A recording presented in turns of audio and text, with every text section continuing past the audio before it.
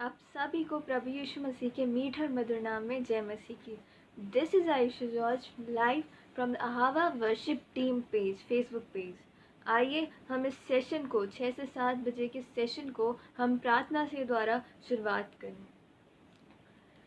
धन्यवाद करते हैं हमारे महान स्वर्ग के पिता परमेश्वर, हम आपका लाखों लाख धन्यवाद करते हैं कि आपने हमें आज का इस सुंदर दिन दिखाया प्रभु। आज की इस आराधना एक समय दिखाया कि हम आपकी संगति कर सके पिता परमेश्वर, आपके वचन को नाम को ले सके, लेने वाले हो सके पिता परमेश्वर। हम आपका लाखों लाख धन्यवाद करते हैं अच्छे स्वास्थ्य के लिए जो आपने हमें दिया है प्रभु। और हम आपसे प्रार्थना करते हैं उन सभी लोगों के लिए जो आज ये वचन को जो आपने मेरे मुंह में डाला पिता परमेश्वर, मेरे मन में डाला पिता परमेश्वर, से सुनेंगे, उनका जीवन जो है आशीषित होने वाला हो सके।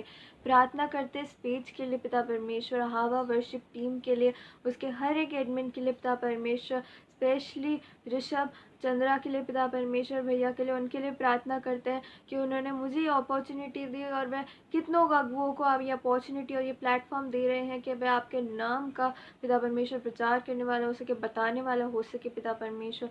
आप उसका इस पेज को खास करके आपके हाथों में सौंपते हैं पिता परमेश्वर। सारे इस पेज पे अपनी आशीष दीजिएगा पिता परमेश्वर। जिन लोगों ने इनके आपने मन में डाला उन पे भी अपनी आशीष दीजिएगा पिता परमेश्वर। और आज की इस सेशन को आपके हाथ में सौंपते हैं पिता परमेश्वर।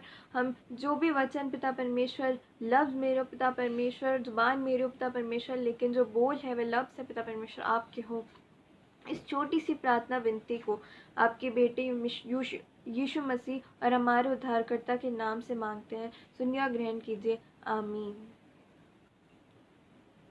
आइए हम अपनी इस आराधना को, इस इवनिंग 6 से 7 बजे की आराधना को हम एक गाने के द्वारा शुरुआत करें। Bless the Lord, oh my soul, oh my soul, and worship His holy name. Sing like never before, oh my soul, I worship your holy name.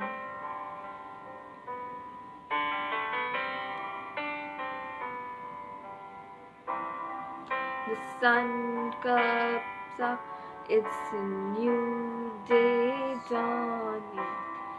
It's time to sing your song again. Whatever may pass and whatever lies before me, let me be singing when the evening comes.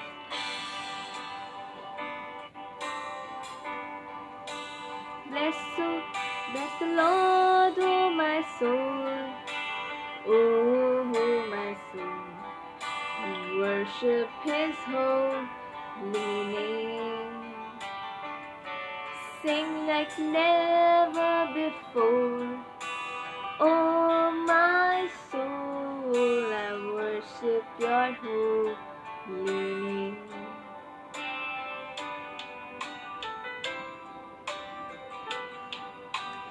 You're rich in love and you're slow to anger. Your name is great and your heart is kind. For all your goodness I will keep on singing. 10,000 reasons for my heart to find.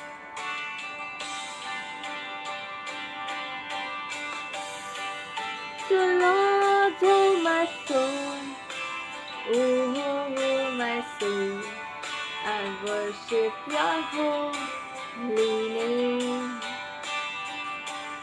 Sing like never before, oh my soul, I worship your holy name.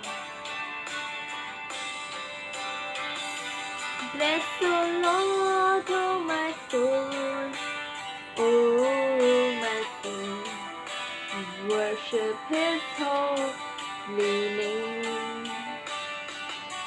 Sing like never before, oh my soul, I worship your holy name.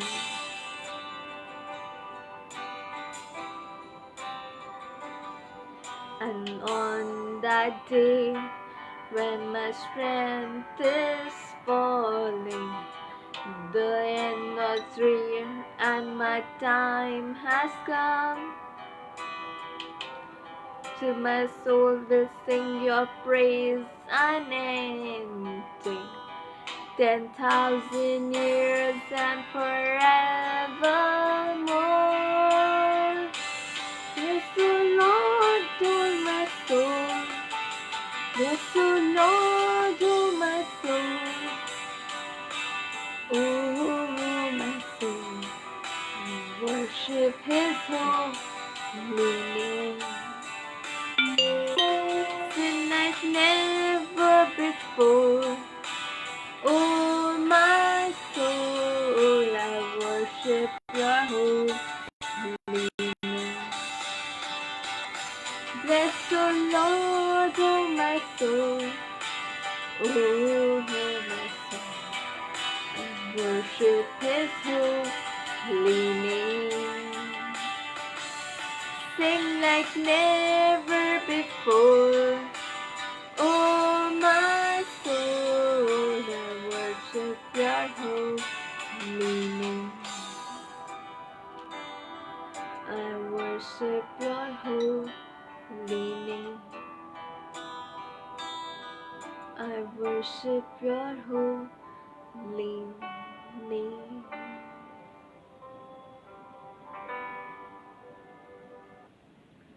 Praise the Lord. आप सभी को जय मसीह की। इस session का जो topic है वह है वचन का परिश्रम। यदि हम देखें परिश्रम का क्या अर्थ है, परिश्रम का अर्थ है मेहनत करना, और वचन का परिश्रम अर्थात वचन को पढ़ना, इसे मानना और इसको इम्प्लीमेंट करना अपने जीवन में। सबसे पहली बात जो हम उत्पत्ति हमें बताती है, उत्पत्ति उसका दूसरा अध्याय 15वीं आयत में लिखा है, तब यहोवा परमेश्वर ने आदम को लेकर अदन की वाटिका में रख दिया कि वह उसमें काम करे और उसकी रक्षा करे। यहाँ पे लिखा है उसने काम करे अर्थात परिश्रम करे। और जब हम आगे देखते हैं, जब मनुष्य के जीवन में दंड दिया गया और उसके जीवन में मृत्यु आई, तब भी हमें दंड स्वरूप भी उत्पत्ति 3:18 में लिखा है, और वह तेरे लिए काट है और ऊँट कटारे उगाएगी और तू खेत की उपज खाएगा, तेरे माथे का पसीने की रोटी खाया करेगा और अंत में मिट्टी में मिल जाएगा, क्योंकि तू उसी में से निकाला गया है। यहाँ भी हमें दंड स्वरूप भी परिश्रम करके अपने स्वयं को, लाइवलीहुड को जीने को कहा गया है, दंड में दिया गया है। और इसीलिए हमें परिश्रम जो है हमारे जीवन में एक बहुत महत्वपूर्ण एक हमारे जीवन का एक एलिमेंट है।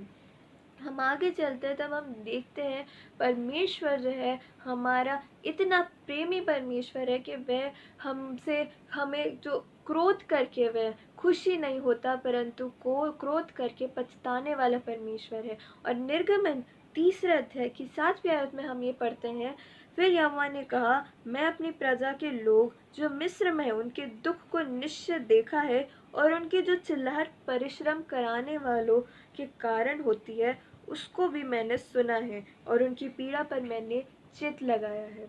यहाँ परमेश्वर हमें बता रहे हैं कि जो परिश्रम मेरी प्रिय प्रजा को कराया गया है उसका मैं चित्त लगा रहा हूँ। हमारे परमेश्वर ने हमारे साथ कभी नहीं छोड़ा था, चाहे हमने उसकी अनाज्ञाकारिता ही क्यों नहीं की, परंतु परमेश्वर ने हमें क्षमा किया और अपना चित्त जो है हमसे कभी नहीं हटाया। और इसीलिए हमें जो है आज परमेश्वर हमें और भी ऐसी बातें बताता है जिसे हम आज जानने की ज़रूरत है, क्योंकि बाइबल एक ऐसी पुस्तक है जो हमारे जीवन को एक चलाने वाली पुस्तक है। और आज यदि हम उसे पढ़ेंगे नहीं, इस परिश्रम के विषय में यदि जानेंगे नहीं, तो हम अपने जीवन को किस ओर ले जाएंगे हमें खुद को ये पता नहीं चलेगा। और इसलिए हमें अवेयर होने के लिए आज बाइबल वचन जो है हमसे बातें करता है और वह हमें बताता है। जब परमेश्वर ने 10 आज्ञा दी थी, उसमें से 10वीं आज्ञा परमेश्वर ने यह दी थी, तो किसी के घर का लालच ना करना, ना तो किसी की स्त्री का लालच करना, ना किसी की दास दासी का या बैल गधे का, ना कि किसी वस्तु का लालच करना। यहाँ परमेश्वर हमें बता रहे हैं कि तू खुद परिश्रम करना, ना कि लालच और दूसरों की जो है लालसा करना। लेकिन परमेश्वर हमसे कह रहे हैं कि स्वयं परिश्रम करना। और जब तू परिश्रम करेगा और सिधाई से चलेगा तो परमेश्वर स्वयं हमें आशीषित करेंगे और बहुतायत से आशीषित करेंगे। पर निर्गमन 22वां अध्याय 29 आयत में लिखा है, अपने खेतों की उपज और फलों के रस में से कुछ मुझे देने में विलम्ब न करना। यहाँ परमेश्वर हमसे कह रहे हैं कि तू जो दंड स्वरूप, जो एक श्राप के स्वरूप हमें परमेश्वर ने, जब हमने गुनाह किया था, हमने पाप किया था, परमेश्वर ने हमें एक आज्ञा दी थी कि तू अपनी उपज जो है वह परिश्रम से खाया करेगा। और वहीं पे परमेश्वर बोल रहे हैं कि मैं तुझे आशीष दूंगा। और यहाँ पे परमेश्वर में बोल रहे हैं कि खेतों की पहली उपज अर्थात खुद के परिश्रम का पहला फल जो है प्रभु यहोवा को देना, ताकि वह उसे आशीष कर सके, वह ग्रहण करे और तुम आशीषित हो। और आगे चल के परमेश्वर हमें हमारा सृष्टि करता है, वह हमारा क्रिएटर है, वह जानता है हमारी कैपेबिलिटीज और एबिलिटी को। निर्गमन 31 अध्याय की 15th वर्स हमें ये बताती है, 6 दिन तो कामकाज किया जाए, पर 7वां दिन परम विश्राम का दिन और यहोवा के लिए पवित्र है। इसलिए जो कोई विश्राम के दिन कामकाज करे वह निश्चय मारा डाला जाए। परमेश्वर का दंड है, लेकिन वहीं पर परमेश्वर हमें एक हमारी एबिलिटी और कैपेबिलिटी को देखते हुए हम एक विश्राम का दिन भी देखते हैं। हमारा परमेश्वर, हमारा सृष्टिकर्ता एक प्रेमी पिता परमेश्वर है। वह हमें कभी नहीं चाहता कि हम जो है उस श्रम के बोझ से कभी भी पूरे ढल जाएं। इसलिए वह हमसे कहता है कि तुम एक दिन विश्राम किया करना, मुझे स्मरण करके तुम विश्राम भी करना। अपने संसारिक परिश्रम से एक दिन तुम्हें विश्राम का दिन भी तुम्हें मिलता है और तुम्हें इसे मानने की ज़रूरत है। आगे चल के बाइबल में हम देखते हैं कि ऐसे व्यक्ति को जो इतना खरा था कि स्वयं परमेश्वर उसकी तारीफ किया करता था और शैतान ने भी उसके लिए एक मोर्चा लिया था कि नहीं, मैं इसे परमेश्वर की ओर से पलट के लाऊंगा। वह था अय्यूब। और अय्यूब की पुस्तक में पहला अध्याय की 10वें आयत में हम ये देखने को मिलता है, क्या तूने उसकी और उसके घर की जो उसका है उसके चारों ओर बाड़ा नहीं बांधा? तूने उसके काम पर आशीष दी और उसकी संपत्ति देश भर में फैल गई। यहाँ शैतान जो है परमेश्वर को उसके लिए बता रहा है और हमें यहाँ पे देखने को मिलता है कि यहाँ पे वो जो भी परिश्रम करता है, उसने जो कुछ भी किया है, उसकी परमेश्वर ने उसे आशीष दी है। और जब तक परमेश्वर की आशीष उस पर है, कोई भी चीज़ जो है उससे छिन नहीं सकती, उसे किसी वस्तु की घटी नहीं हो सकती। भजन का कर्ता भी दाऊद भी हमसे कई बार परिश्रम के विषय में हमें बताता है। और दाऊद के जीवन भी यदि हम देखें तो उसका भी जीवन जो है इसी भाग दौड़ में गुजरा। और उसने अपने भजन में हमसे यह कहा है, भजन संहिता 90 और उसकी 17th आयत, हमारे परमेश्वर यहोवा की मनोहरता हम पर प्रकट हो, तू हमारे हाथों के काम हमारे लिए दृढ़ कर, हमारे हाथों के काम हमारे लिए दृढ़ कर। यहाँ दाऊद जो है वह परमेश्वर से प्रार्थना कर रहा है इस विषय में कि हम तो परिश्रम करते ही हैं, लेकिन हमारा परिश्रम जो है व्यर्थ और अधूरा है यदि उसमें परमेश्वर की आशीष ना हो। और आगे चल के हमें 127 अध्याय उसकी पहली आयत में हमें ये दिखता है, यदि घर को यहोवा ना बनाए तो बनाने वाले का परिश्रम व्यर्थ होगा। और यहाँ हमें साफ साफ पता चलता है कि यदि हम परिश्रम कर रहे हैं और तो परमेश्वर की उसमें आशीष की कितनी ज़रूरत है।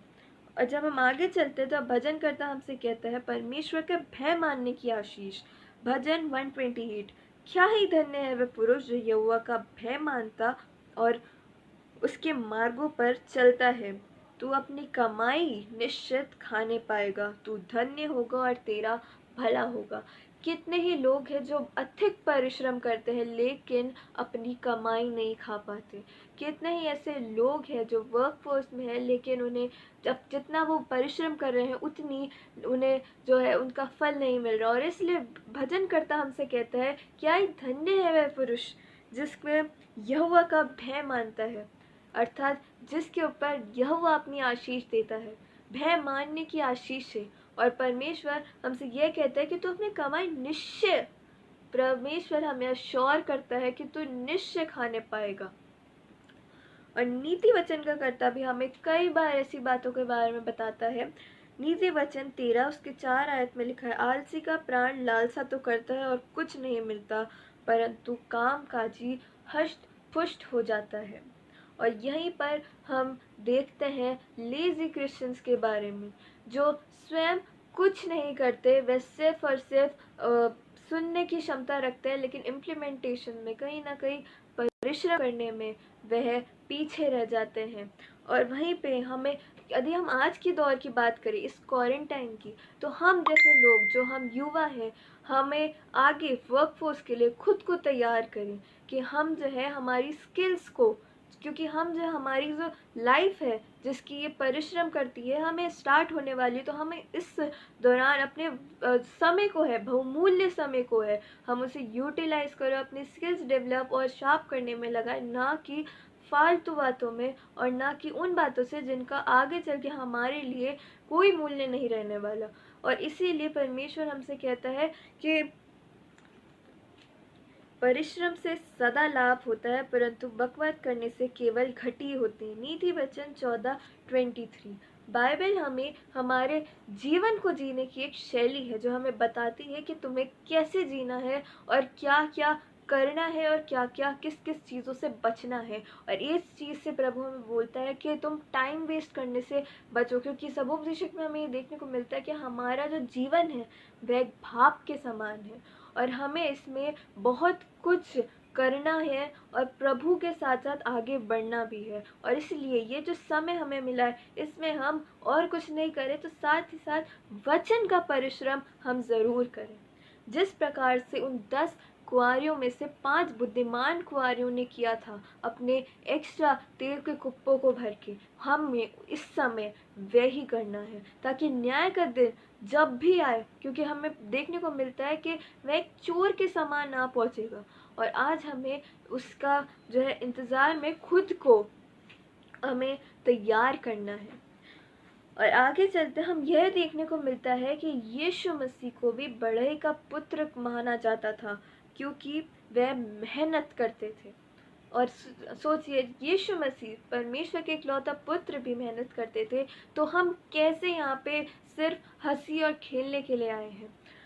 आगे चल के हमें नीति वचन में सुलेमान राजा हमारे लिए कई बुद्धि के वचन जो है, जो हमारे हम जैसे लोगों के लिए जो आगे वर्कफोर्स में जाने वाले हैं, जिनकी आगे लाइफ की जो बुनियाद है वह स्टार्ट होने वाली है, उसके लिए कई ऐसी बातें हमें बोलते हैं जो आज हमें सीखने और देखने की ज़रूरत है। क्योंकि यह वह वचन है जो काफ़ी बार हमें चर्च में सर्मन्स में सुनने को नहीं मिलता, और क्योंकि हमें वचन है तो हमें इसे पढ़ना चाहिए, ताकि हम अपनी जीवन जो है आगे, यदि हम अपनी दौड़ पूरी कर सके, तब हमने ये ना सोचने पाए कि काश हमने अपनी लाइफ के स्टार्टिंग में वो वचन पढ़ लिया होता।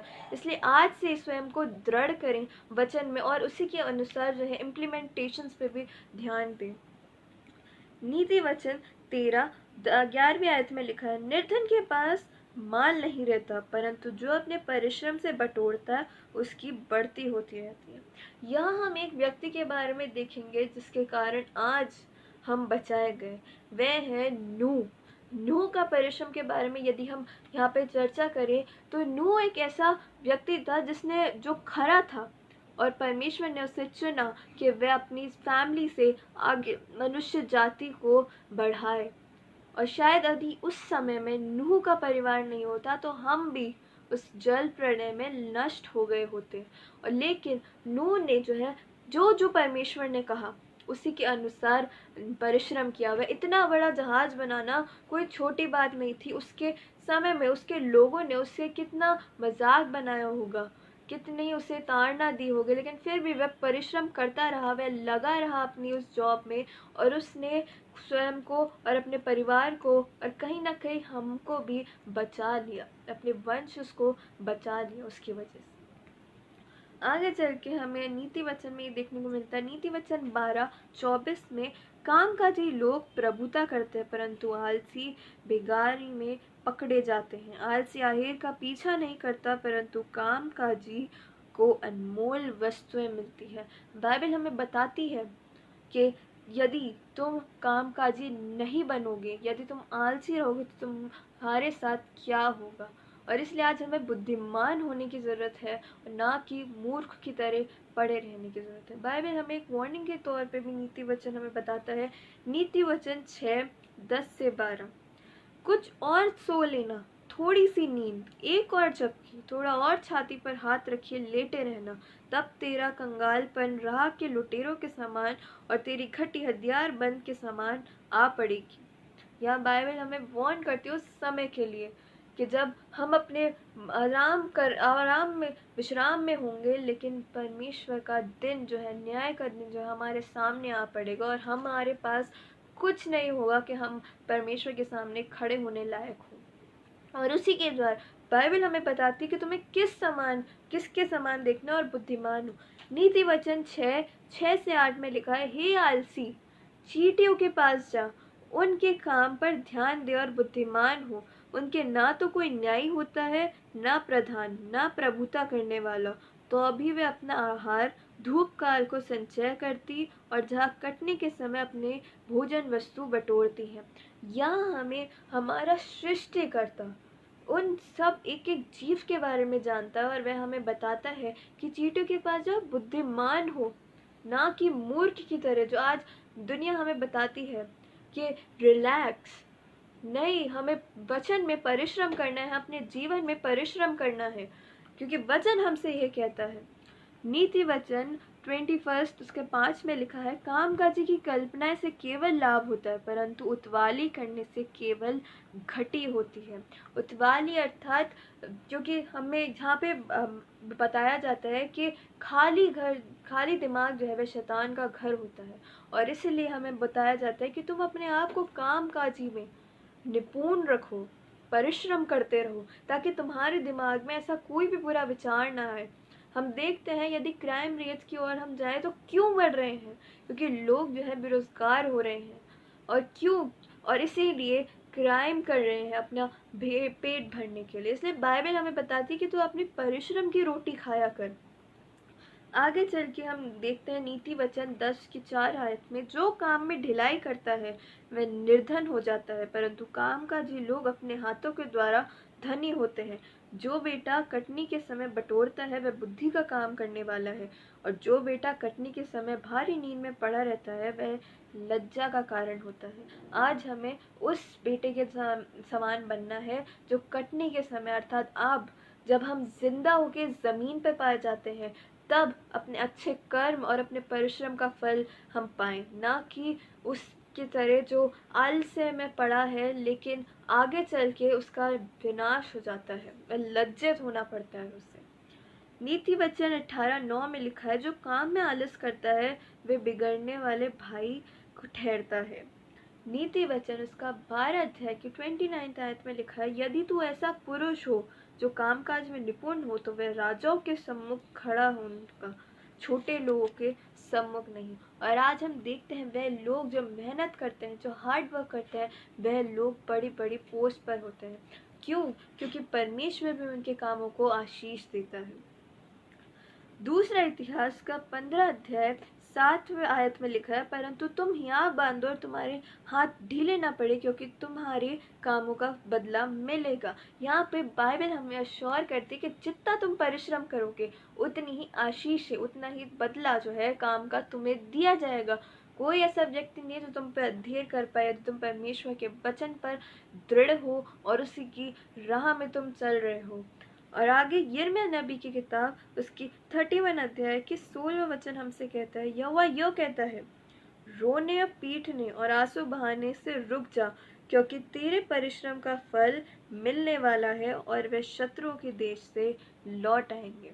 परमेश्वर हमें कभी नहीं छोड़ता, और इसीलिए वह हमसे कहता है कि तुम परिश्रम मेरे नाम से करो, मैं तुम्हें फल दूंगा। मैं तुम्हें अश्योरिटी देता हूँ कि तुम्हें फल मिलेगा। तुम्हारा कोई भी ऐसा परिश्रम नहीं है जो व्यर्थ जाएगा। और यहाँ जो बाइबल में यहाँ पे हमें देखने को मिलता है कि यहाँ पे इजराइलियों ने उन लोगों के लिए, उस घृणित मूर्ति और देवताओं के लिए परिश्रम किया, उसके लिए न जाने क्या क्या किया, लेकिन फिर भी परमेश्वर ने हमसे इतना प्रेम किया, क्योंकि वह प्रेमी परमेश्वर है कि वह हमें हमारा जब हम प्रभु में जो आगे बढ़ते जाएंगे उस परिश्रम का हमें फल जो है वह ज़रूर देगा। हमारी जीवन जो है वह आशीष का कारण होगा।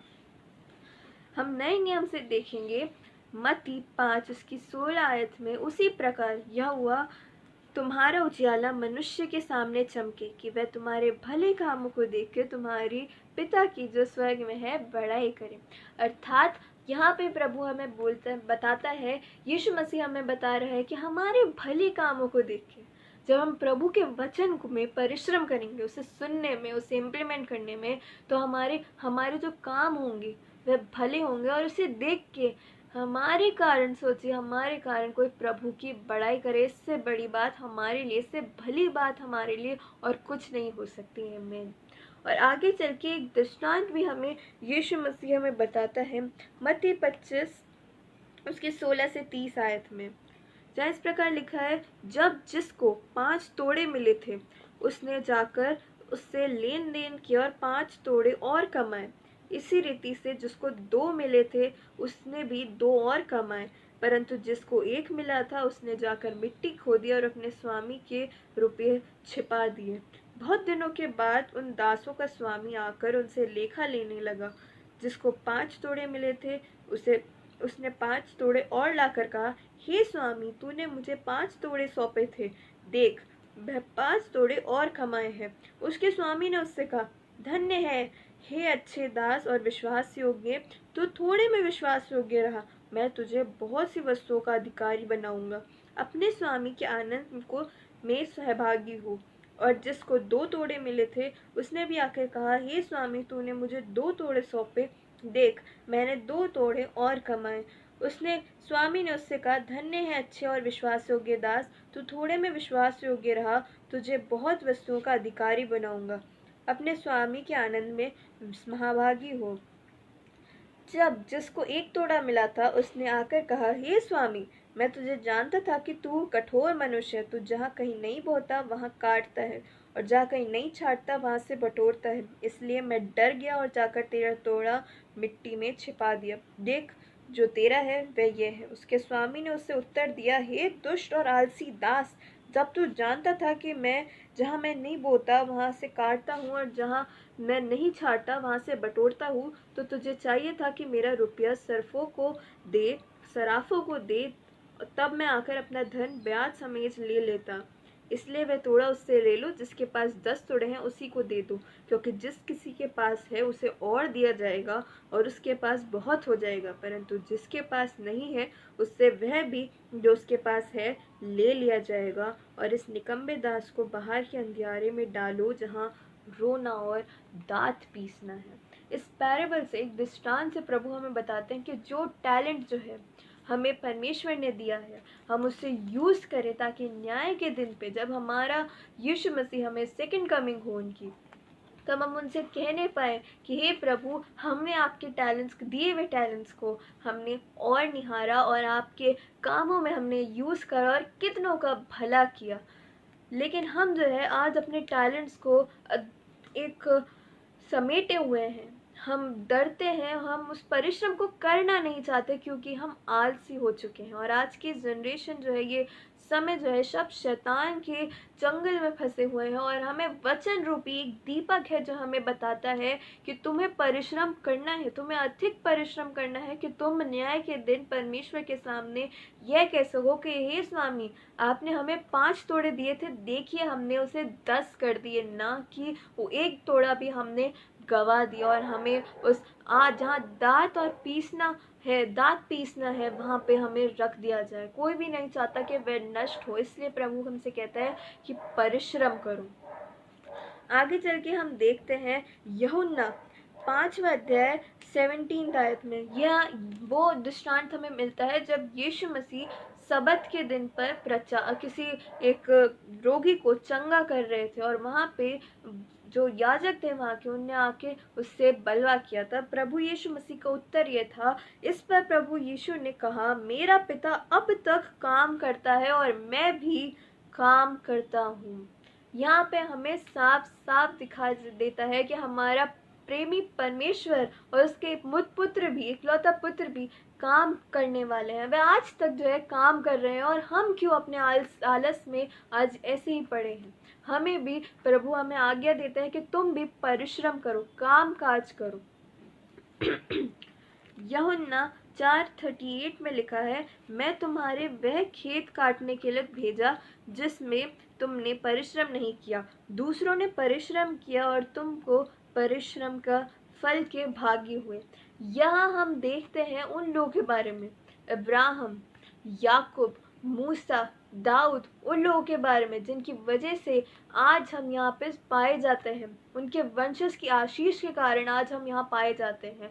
उन लोगों ने प्रभु में परिश्रम किया, वचन में परिश्रम किया। यदि वे खरे नहीं होते, यदि वे अपनी चाल से फिर जाते, तो शायद आज हम जो ये आशीष हमें मिल रही है, शायद हम इस पे कभी ना मिल पाती हमें ये आशीष है। प्रेरितों के काम उसका 20वां अध्याय उसकी 35 आयत में लिखा है, मैंने तुम्हें सब कुछ करके दिखाया कि इस रीति से परिश्रम करते हुए निर्बलों के संभालना और प्रभु यीशु मसीह के वचन को स्मरण रखना अवश्य है, जो उसने आप ही कहा है, लेन से देना धन्य है। यहाँ प्रभु हमसे कहते हैं कि तुम्हें इतनी आशीषें मिली है, तुम्हारे पास मैंने इतने तोड़े दिए हैं और तुम्हें परिश्रम करते हो, तो तुम अपने परिश्रम को दूसरों को देना सीखो, नम्र बनो। यह नहीं कि हम स्वयं को ही अपने परिश्रम करके बढ़ाते जाए, परंतु हम दूसरों को भी हम उठाने की उस काबिल बन पाए। और रोमियो उसका 12 अध्याय 11वीं आयत में लिखा है, प्रयत्न करने में आलसी ना हो, आत्मिक उम्मीद से भरे रहो, प्रभु की सेवा करते रहो। लेकिन आज हम जो है सैक्रिफाइस कर देते हैं इस चीज़ से, हम संसारिकता के कामों को बहुत महत्व देते हैं और प्रभु के वचन और उसके कामों को हम आज इम्पोर्टेंस नहीं दे रहे हैं। यदि कोई जिसे जो कैंडिडेट हो उससे कहा जाए, दो ऑप्शन दिखे जाए कि एक ऐसी जॉब है जो 7 दिन उस और एक अच्छा पैकेज दिया जाएगा, और वहीं एक ऐसी जॉब हो जहाँ पर सिर्फ 5 दिन काम करने पे कम पैसे मिलेंगे, तो वह बिना सोचे समझे उस जॉब फर्स्ट प्रेफरेंस को आज हम लेगा, एक्सेप्ट करेगा। क्यों? क्योंकि उसे आज परमेश्वर के वचन की भनक नहीं कि वह उससे क्या कहता है। प्रभु हमसे कहता है कि तुम्हारी कमाई तो निश्चय खाने पाएगा यदि तू प्रभु का भय मानेगा, और प्रभु हमसे कहते हैं यदि तू परमेश्वर के धर्म और राज्य की खोज करेगा तो यह सब चीज़ें तुझे ऐसे ही मिल जाएंगी। और इसलिए आज हमें प्रभु में अपना उतना ही टाइम डिवोट करने की ज़रूरत है जितना हम संसारिकता में इन्वेस्ट कर रहे हैं, क्योंकि उसकी इन्वेस्टमेंट की कोई रिटर्निंग नहीं है। लेकिन यहाँ पे यदि हम प्रभु में अपना टाइम और अपना परिश्रम जो है देते हैं, तो हमें वह फल मिलेंगे जो स्वर्ग में हमें दिया जाएगा। हमारी इटर्नल लाइफ जो है वह अच्छी हो जाएगी परमेश्वर के सामने। परमेश्वर हमें कहने पाएंगे कि वेल डन माय सन। आगे चल के प्रेरित पौलुस हमें काफ़ी ऐसी चीज़ें हैं जो हमें बताते हैं, जो हमें आज करने की ज़रूरत है। 1 कुरिन्थियों 4 उसकी 12वीं आयत में, और अपने हाथों की परिश्रम करते हैं, लोग हमें बुरा कहते हैं, हम आशीष देते हैं, वे सताते हैं, हम सहते हैं।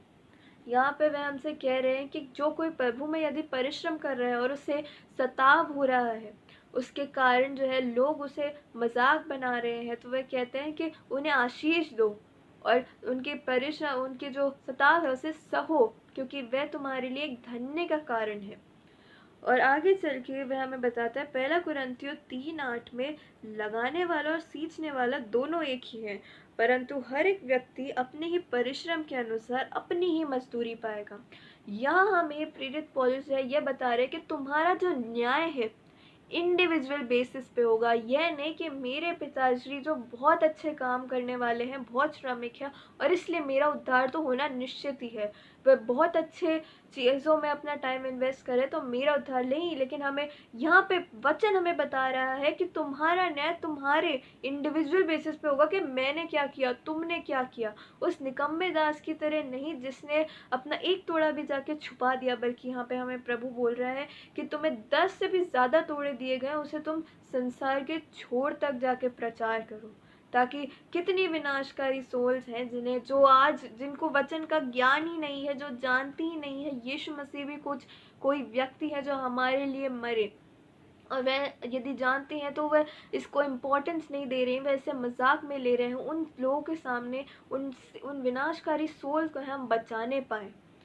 और इसीलिए हमारा न्याय जो है इंडिविजुअल बेस पे होगा, तो हमें स्वयं का लेखा स्वयं को देना होगा। इसलिए आज हमें ध्यान देने की जरूरत है कि हम आज क्या कर रहे हैं। पहला कुरिन्थियों 9वां अध्याय 27 आयत में लिखा है, परंतु मैं अपनी देह को मारता कूटता और वश में लाता हूँ कि औरों को प्रचार करके मैं आप ही किसी रीति से निकम्मा न ठहरूं। यहाँ प्रभु के दास जो है वह हमसे कह रहे हैं कि जब वह इतने बड़े अभिषेक दास होने के नाते वह स्वयं ऐसा करते हैं, तो आज जब हम इनिशियल लाइफ में प्रभु को अपना उद्धारकर्ता मान के कि इस लाइफ को हम शुरुआत करते हैं, तब हमें ये इम्प्लीमेंट करने की ज़रूरत है कि हम जो बोल रहे हैं, जो ये वचन रूपी है, इसे हम इम्प्लीमेंट कर सके, इससे पहले हम अपनी ज़िंदगी में लागू कर सके। और इसीलिए हम जो औरों को भी एनलाइटनमेंट करें और साथ ही साथ खुद भी एनलाइटन हों, और जो हम बोल रहे हैं उसे हम करने में भी परिश्रम करें। वचन का यदि बोलने में प्रचार और परिश्रम करें तो करने में भी परिश्रम करें। पहला कुरिन्थियों 10 अध्याय 31 आयत में लिखा है, इसलिए तुम चाहे खाओ चाहे पियो चाहे जो कुछ करो, सब कुछ परमेश्वर की महिमा के लिए करो। यहाँ पे परमेश्वर हमसे कह रहा है कि हम जो कुछ भी करें चाहे, लेकिन उसमें यदि परमेश्वर की महिमा है तो क्या ही धन्य की बात है। और यहाँ पे एक कमांड के रूप में हमें दिया गया है कि परमेश्वर की महिमा के लिए ही करो। कई ऐसी जॉब्स है जो हमें ऐसी बातों की ओर ले जाती है जो प्रभु से कहीं नहीं जोड़ती।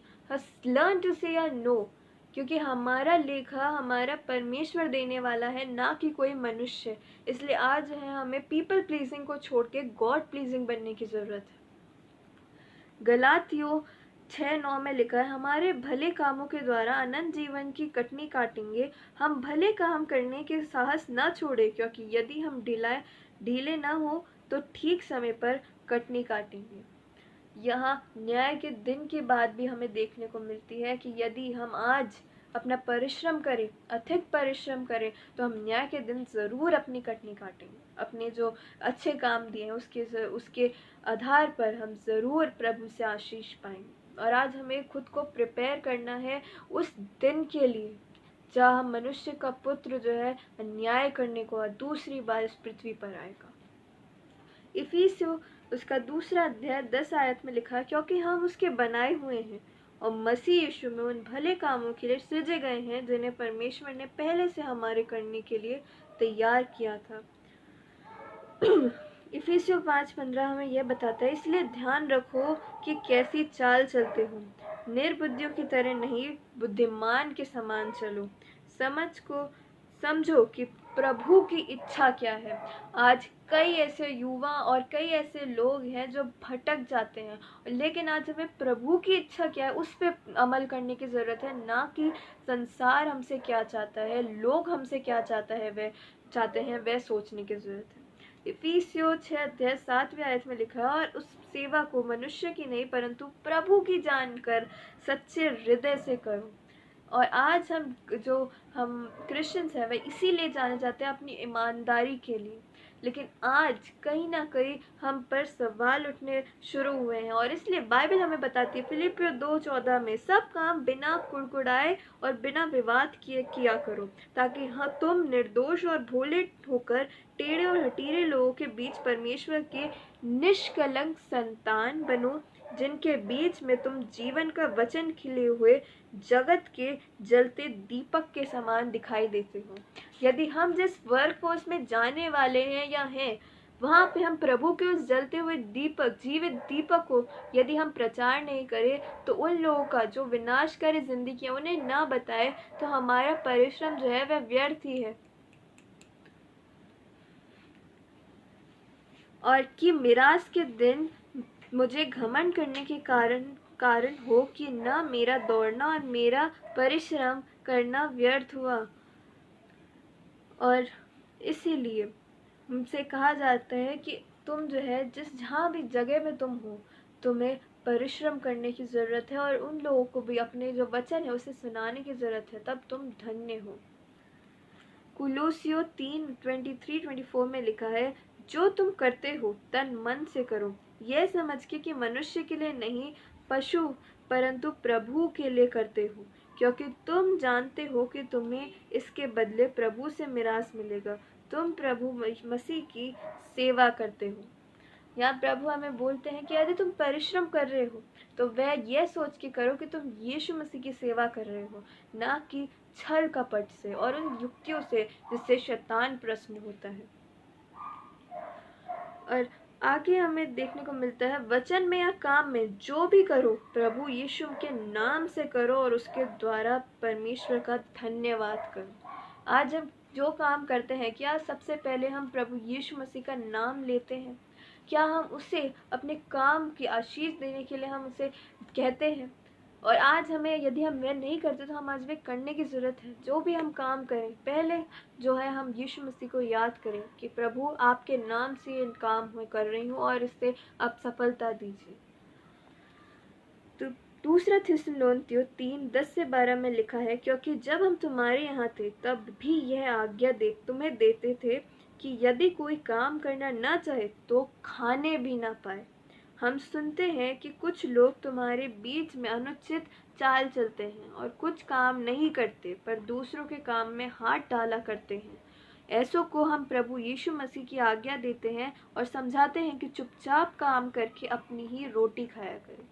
ये उन लोगों के लिए बात लिखी गई है जो आलस करते हैं और दूसरों की कुप्पी में से लेते हैं। उन्हें एक चेतावनी के तौर पे बाइबल हमें बताती है और उनकी आंखें खोलती है कि अपनी परिश्रम की रोटी स्वयं खाया करो। और आगे चल के हमें देखने को मिलता है, और जैसे हमने तुम्हें आज्ञा दी थी वैसे ही चुपचाप रहना और अपना अपना कामकाज करने में और अपने अपने हाथों के कमाने का प्रयत्न करो, ताकि तुम बाहर वालों से आदर प्राप्त करो और तुम्हें किसी वस्तु की घटी ना हो।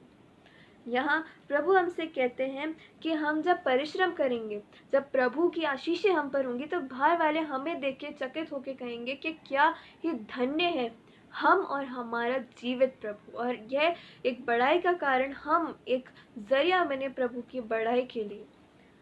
दूसरा तीमुथियुस 2:15 में लिखा है, अपने आप को परमेश्वर के ग्रहण योग्य और ऐसा काम करने वाला ठहराने का प्रयत्न करो जो लज्जित होने न पाए और जो सत्य के वचन को ठीक रीति से काम में लाता जाए।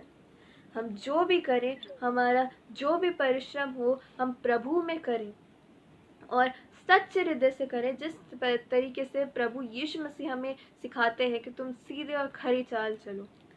अंत में, ताकि हम जब हमारा अंत हो तब तीमुथियुस 4:7 की तरह हम भी ये कहने पाए, मैं अपनी अच्छी कुश्ती लड़ चुका हूँ, मैंने अपनी दौड़ पूरी कर ली है और मैंने विश्वास की रखवाली की है।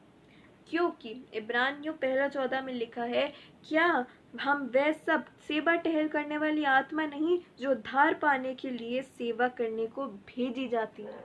यहाँ बाइबल हमें बताती है कि तुम एक सेवा टहल करने वाली आत्मा हो, जो पृथ्वी पर सेवा के लिए भेजी गई है, और तुम अपना समय जो है नष्ट कर रहे हो उन बातों की ओर जहाँ पे प्रभु काफी दूर है, जो प्रभु जहाँ पे प्रभु है ही नहीं। और इसलिए बाइबल हमें आगाह करती है, अवेयर करती है इस बातों। याकूब 2:7 में लिखा है, वैसे ही विश्वास से यह कर्म सहित ना हो तो अपने स्वभाव से मरा हुआ है। वरन कोई यह कह सकता है, तुझे विश्वास है और मैं काम करता हूँ, तो अपना विश्वास मुझे कर्म बिना तो दिखा, तो मैं अपना विश्वास अपने कर्मों के द्वारा तुझे दिखाऊंगा। तुझे विश्वास है कि एक ही परमेश्वर है, तू अच्छा करता है। दुष्ट आत्मा भी विश्वास रखते और थरथराते हैं, पर हे निकम्मे मनुष्य, क्या तू यह भी नहीं जानता कि कर्म बिना विश्वास व्यर्थ है? जब हमारे पिता अब्राहम ने अपने पुत्र इसहाक को वेदी पर चढ़ाया, तो क्या वे कामों से अधिक न ठहरा, कामों से धार्मिक न ठहरा? अतः तूने देख लिया कि विश्वास से उसके कामों के साथ मिलकर प्रभाव डाला है और कामों से विश्वास सिद्ध हुआ है, और पवित्र शास्त्र का यह वचन पूरा हुआ, अब्राहम ने परमेश्वर का विश्वास किया और यह उसके लिए धर्म गिना गया, और वह परमेश्वर का मित्र कहलाया। इस प्रकार तुमने देख लिया कि मनुष्य केवल विश्वास से ही नहीं वरन कामों से भी धर्मी ठहरता है। यहाँ बाइबल हमें बताती है कि हमारे जो कर्म है, हमारे जो परिश्रम है, वह हमारे विश्वास को दर्शाता है। यदि हम प्रभु में हैं, विश्वास योग्य हैं, तो हमारे कर्म जो है वह परमेश्वर को मन भावने और लुभावने हो, और वह उस पर आशीष करेगा, ताकि हम जो है, हमारा परिश्रम जो है वह व्यर्थ ना हो, परंतु फले और फूले। और तीतुस 2:7 में हमें ये देखने को मिलता है, सब बातों में अपने आप को भले कामों का नमूना बना, तेरे उपदेश में सफाई, गंभीरता और ऐसी खराई पाई जाए कि कोई उसे बुरा ना कह सके, जिससे विरोधी हमें कोई दोष लगाने का अवसर ना पाकर लज्जित हो। आज हमें ये देखने को मिलता है, जब हम वचन में परिश्रम करें तो ऐसा अधिक मन की खराई और भोलेपन वाला परिश्रम करें कि हमें, यदि कोई हमें देखकर ये कहने वाला हो कि कहाँ मैं इसकी कमी ढूंढूं, तो वह लज्जित हो, क्योंकि परमेश्वर का वचन इस तरीके से हमारे द्वारा काम करे। हम परमेश्वर के वचन को सिधाई और खराई से सुनाएं, जिससे हम, जो हमें दोष लगाने वाले हों, वह भी अपनी उंगली जो है वह नीचे करने पाए, क्योंकि परमेश्वर का वचन जो है वह ही बढ़े, हम घटें। और आखिरी जो बात है, जिसे पढ़ के मैं ये अपने सेशन को, अपने शब्दों को विराम देना चाहूँगी, 1 कुरिन्थियों 15:58 में लिखा है, इसलिए हे मेरे प्रिय भाइयों, दृढ़ और अटल रहो और प्रभु के कामों में सर्वदा बढ़ते जाओ, क्योंकि ये जानते हो कि तुम्हारा परिश्रम प्रभु में व्यर्थ नहीं है। चाहे संसार हमें ताड़ना दे कि तुम तो कुछ ज़्यादा ही रिलीजियस और कुछ ज़्यादा ही हो रहे हो, क्योंकि यह ज़रूरी है। अंत के दिन में तुम्हारा न्याय कोई मनुष्य नहीं करेगा, कोई संसार का कोई वस्तु नहीं करेगी, परंतु स्वयं जीवता परमेश्वर ही करेगा। और इसके लिए ये जीवन हमें दिया गया है, क्योंकि लिखा है कि मुर्दे ना तो कुछ वर्शिप कर सकते हैं और ना ही तेरा नाम ले सकते हैं। और इसलिए आज जब हम जीवित पाए जाते हैं, तब हम उसके लिए परिश्रम करें, वचन में परिश्रम करें, इसे पढ़े, इसे जाने, समझें और इम्प्लीमेंट करने पाए। प्रभु इस वचन के द्वारा आप सभी को बहुत तायत से आशीष दे। उन सभी विनाशकारी सोल, उन सभी सोल्स को जिन्हें आज तक ये पता नहीं है, जो आलस में अपना समय गवा रहे हैं, वे सब जागरूक हो, वे सब जागने पाए और प्रभु में परिश्रम करने पाए। अब सभी को प्रभु यीशु मसीह के मीठे और मधुर और सामर्थ्य नाम में जय मसीह की। आइए हम प्रार्थना करके इस सेशन को एंड करें। महान स्वर्गीय पिता परमेश्वर, हम आपका लाखों लाख धन्यवाद करते हैं प्रभु कि आपने हमें ये सुंदर अवसर दिया। पिता परमेश्वर, आपने मुझे इस सुंदर वचन से आपने मेरे मन में डाला, हृदय में डाला, और सुंदर आयतों को आपने मुझे दिखाया पिता परमेश्वर, कि मैं इस सब से एक वचन बना सकूं पिता परमेश्वर, जो आपके महिमा के योग्य ठहरे, जो आज के इस युग में पिता परमेश्वर एक दीपक का कारण बने पिता परमेश्वर। इस वचन को पिता परमेश्वर दुर्बलता से बोया गया सामर्थ की कटनी काटने पाए पिता परमेश्वर। इस प्लेटफॉर्म के लिए, आहावा वर्शिप टीम के लिए प्रार्थना करती हूँ, उसके एडमिन भैया ब्रदर ऋषभ चंद्रा के लिए प्रार्थना करते हो पिता परमेश्वर। उनको भी अपने आप आशीषों से माला माल कीजिए पिता परमेश्वर। इस वचन पर जिनने सुना पिता परमेश्वर, वह भी इसे ग्रहण करने पाए, और जिसे वह देखते हैं उसे भी ये वचन सुनाने पाए पिता परमेश्वर। ये मुंह की चौकसी करना पिता परमेश्वर, और आने वाले समय में भी आप खूब आशीषों से इस पेज को भी आप भरिएगा पिता परमेश्वर, माला माल कीजिएगा पिता परमेश्वर। और जिस जिंदगी ने इसे देखा है, उन सब के जीवन को भी आपके हाथों में सौंपते हैं पिता परमेश्वर। इस छोटी सी प्रार्थना को, विनती को आपके बेटे मुझे यीशु मसीह और हमारे उद्धारकर्ता के नाम से मांगती हूँ, आमीन। सभी को praise the Lord. Thanks for watching.